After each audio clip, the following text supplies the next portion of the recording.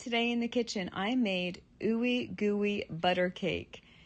It sounds really interesting, doesn't it? It is truly amazing. It is so soft and delicious and buttery. And look at that, it's so moist, it just falls apart on your fork. I'm trying to pick it up here just to show you.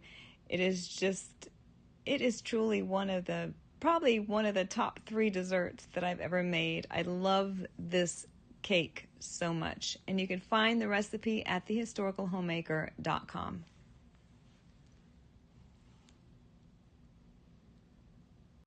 In a medium bowl, add 1 yellow cake mix. I'm using Duncan Hines Perfectly Moist Classic Yellow Cake Mix. Add 2 eggs, 1 stick of melted butter,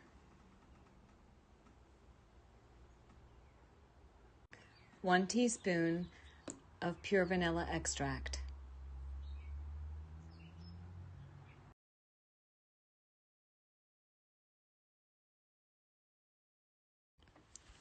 mix with a fork and also mash the ingredients together really well until all of the ingredients are well incorporated.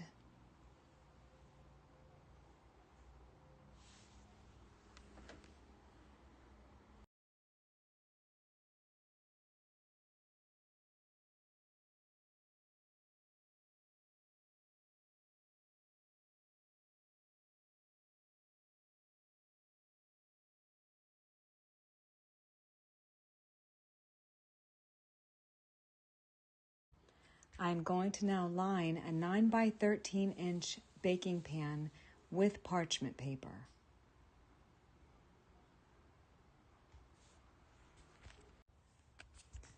I've added the cake mix into the baking pan and I'm going to flatten out the entire cake mix. I'm using the back of a spoon for right now, and I'm just going to go over every little speck and just make sure it's flattened out really well. To make sure that it really is flat, I'm going to use a glass and just roll it back and forth just to make sure that there's no lumps and it is truly as flat as I can get it.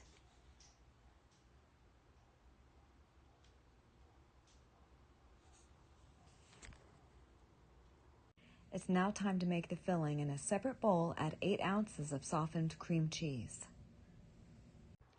1 stick of melted butter,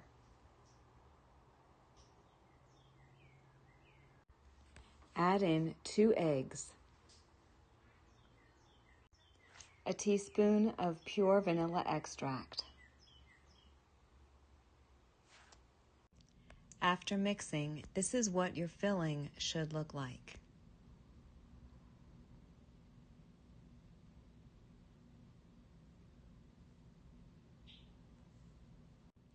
And add 4 cups of confectioner's sugar.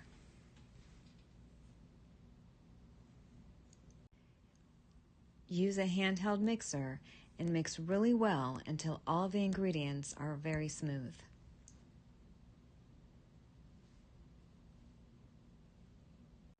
It's now time to add the filling to the top of the cake.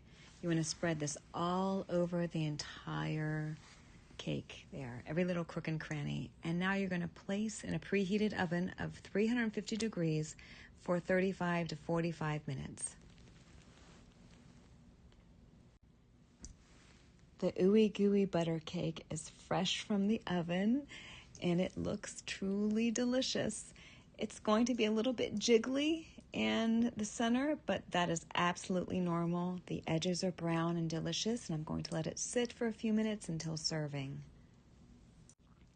Okay, let's finally try this dessert out. I've been smelling it, looking at it, and it just looks so wonderful. Oh, and I love the caramelized crust. Oh, anyway, okay. As you can tell, it's very moist, very soft. Got to be careful when you pick it up with this fork there. And it's truly one of the best desserts I've ever made, honestly. I just love the buttery taste and the caramelized crust. You can find the recipe at thehistoricalhomemaker.com.